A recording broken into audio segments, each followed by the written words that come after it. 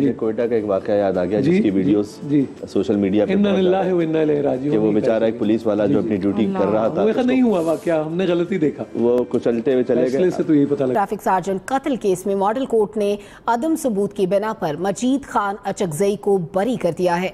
Traffic sergeant कत्ल case साबिक रुकन असेंबली मजीद खान अचकजई बरी हो गए हैं। इस केस में इस खातिर है कि हमने आपसे जो कहा था वलकुम फिल क़िसास हयातुन, इस्लाम में फ़कत माफ़ करना नहीं, इस्लाम में क़िसास भी है।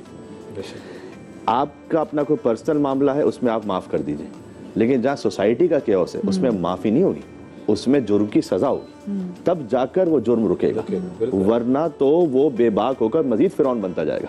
तो वलकुम फिल क़िसास हयातुन अल्लाह ताला ने कुरान में क्यों कहा? तुम्हारे लिए क़िसास में भी ज़िंदगी है। कुरान में ये भी है कान के बदले कान, नाक के बदले नाक। ये क्या है? इसका मतलब है कि हम इस्लाम को करते ये हैं कि एक बूफे होता है ना, बूफे में अपनी मर्जी का खाना लेते हैं अपनी पसंद से। इस्लाम बूफे नहीं कि अपनी मर्जी का थोड़ा सा सेलेक्ट किया जो मुझे सूट कर रहा था और बाकी छोड़ दिया। इस्लाम में पूरा कंप्लीट पैकेज। तो आपने अपनी पर्सनल लाइफ में माफ़ करने का भी जज्बा रखना है, लेकिन रियासत का निज़ाम ऐसा होना चाहिए कि वो क़िसास लेने की भी पूरी ताकत और सलाहियत रखती है, और उसमें वरसा को ब्लैकमेल ना किया जाए माफ़ करने के लिए। स्टेट की रिस्पॉन्सिबिलिटी है।